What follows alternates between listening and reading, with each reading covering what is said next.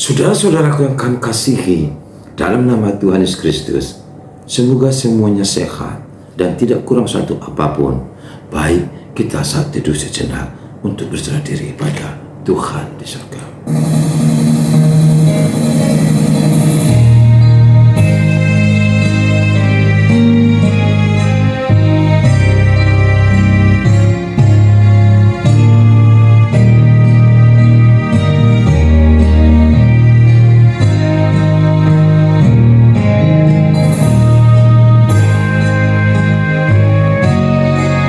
Saudaraku, ingatlah betapa hidup ini sangat berarti jika kita dekat kepada Tuhan. Oleh karena itu, teruslah memuji dan mempermuliakan namanya selagi kita hidup dan diberi kesempatan bagi Tuhan untuk menikmati kehidupan ini. Sekarang kita akan dihantar sebuah pujian yang mengangkat kita selalu bersembah sujud kepada Tuhan dalam lagu Marsumba Au di Joloman.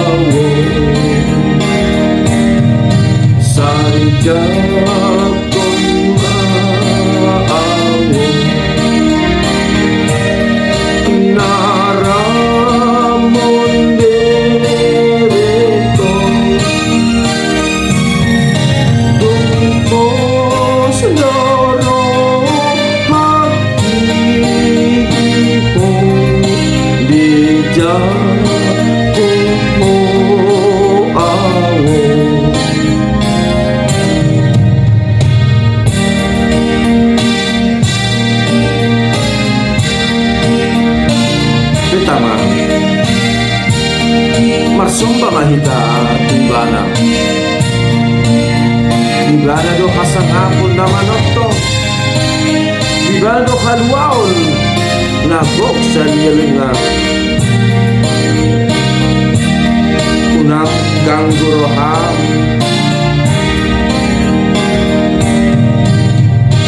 unang marsako jonok boleh bata yakana mencoba na dilakukan do nuangi bana dogma salari ali Tuhan sejak ku mau berdosa bodangon naganggu jo terus hati dengan daku mulai kung sadang hapus sakit Tuhan nama Allah saja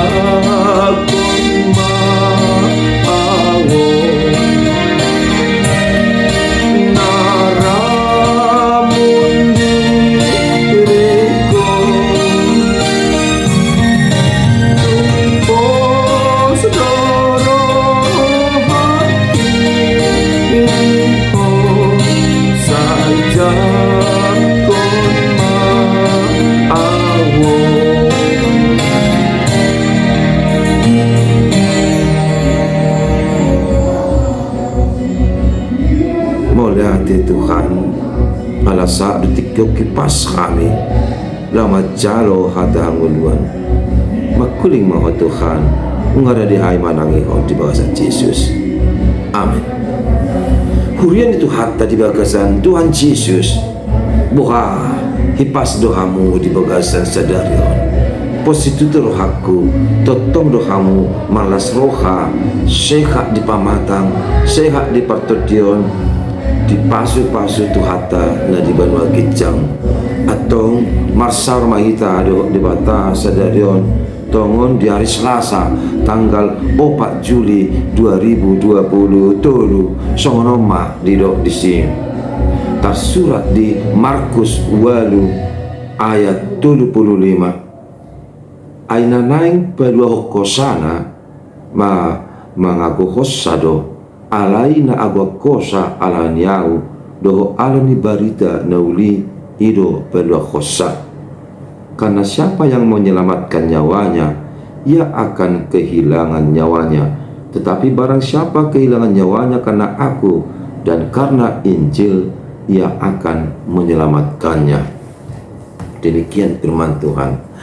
Saudaraku yang kami kasihi dalam nama Tuhan Yesus Kristus, apakah saudara pernah melihat seseorang yang mau mencurahkan atau mengorbankan dirinya hanya untuk sahabatnya? Katakanlah di satu tempat ketika ada seorang ayah hendak memukul dan akan melakukan kekerasan kepada anak itu, karena anak itu sangat nakal dan bandal. Dengan geramnya si ayah mengikat tangannya dan akan memukul, bahkan sampai untuk membunuhnya oleh karena kejengkelannya kepada anak tersebut. Tapi tiba-tiba saja ada seorang anak yang lewat dan menghempang rencana dari si ayah. Dia mengatakan, "Pak, jangan, kasihan dia, tolonglah jangan dipukul, jangan dia tuh, tolonglah, kasihan sekali dia, biarkan aku yang bapak pukul daripada dia." Lalu ayah mengatakan, "Tidak, dia yang nakal, dia yang jahat, dia akan kuhajar biar tahu rasa dia. Jangan, Pak, biarlah aku yang merasakannya. Lepaskanlah anak itu dan biarlah aku yang dipukul. Aku rela sampai mati pun, tapi anak itu selamatkan." Mendengar itu, tiba-tiba hati si ayah luluh dan ia menatap si anak yang mengatakan kalimat itu dan berkata, "Kenapa kau melakukan itu?" Lalu ia menjawab, "Tak pantas engkau membunuhnya, apalagi menghilangkan nyawanya, apalagi sampai meneteskan darah dia di sini. Aku mau yang mengalaminya. Bukankah Tuhan itu memberi kita kesempatan berubah, bertobat, dan melakukan hal yang baik, bukan sampai seperti ini." Lalu si ayah itu merenung, berkata si anak, ia menyesal, ia mengingat, bila aku menghilangkan nyawanya, aku bisa kehilangan nyawa sendiri. Sementara Yesus yang kehilangan nyawa berbeda dengan aku. Dia mati, ia kehilangan nyawa hanya demi aku. Tapi aku tidak melakukan seperti itu. Aku hanya berusaha menghilangkan nyawa anakku yang berdosa, sementara aku pendosa telah ditebus Yesus. Si ayah pun menyesal dan mulai mengerti, bahkan merenungkan arti kehidupan di hadapan Tuhan. Saudaraku yang terkasih, renungan kali ini mengingatkan kita bagaimana Tuhan Yesus yang mengorbankan dirinya hingga tetesan darah terakhir di kayu salib. Yesus merelakan semuanya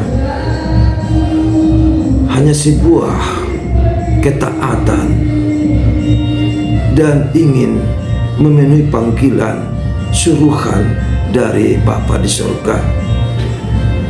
Yesus tidak takut kehilangan tubuh dan nyawanya demi kita orang berdosa.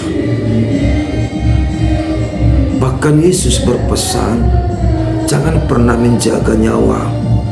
Jika kita selalu menjaga nyawa kita akan kehilangan nyawa sendiri. Mengapa Yesus mengatakan itu, saudaraku? Ternyata jangan kita di dunia ini hidup dalam keegoisan, hidup hanya untuk diri sendiri. Mengapa kita hanya memikirkan dunia ini, sementara dunia ini hanya sementara? Kenapa kita tidak memikirkan kerajaan surga, tempat kebahagiaan kelak? Mengapa kita hanya menjaga harta di dunia ini? Mengapa kita hanya mencari dan terus mencari yang hanya menyenangkan hati kita? Mengapa engkau lupakan Tuhan? Mengapa engkau lupa akan kebaikan Yesus? Pantaskah engkau beroleh keselamatan sementara engkau menjauh darinya?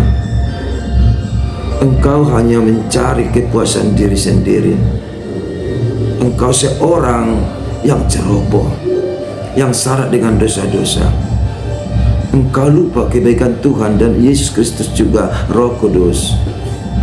Saudaraku, ingatlah, Yesus yang mati di kayu salib bukan karena dosanya, tetapi karena dosa kita bersama-sama. Dan Yesus mau merelakan semua yang Dia miliki hanya untuk penebusan dosa kita, supaya kita kembali disatukan dengan Bapa di surga. Sudah waktunya kita untuk bertobat dan berserah diri pada Tuhan, dan jangan hanya menjaga diri sendiri atau menjaga saudaramu sendiri.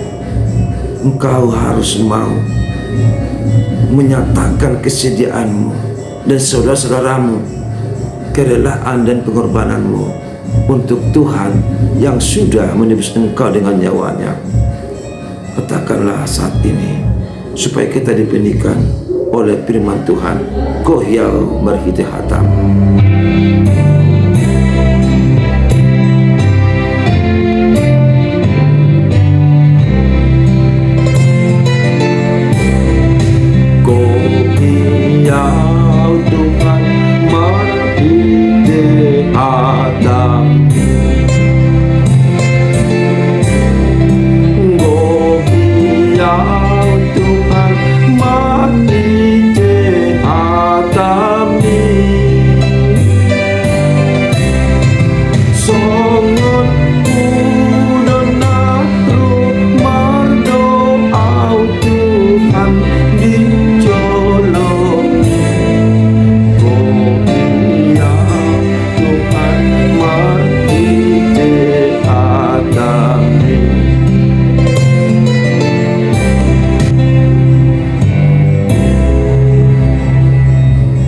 Terima kasih Tuhan atas firman-Mu hari ini yang sungguh-sungguh menguatkan kami.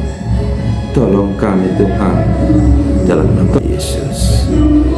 Amin. Tuhan bersama sahabatku. Bahagia selalu.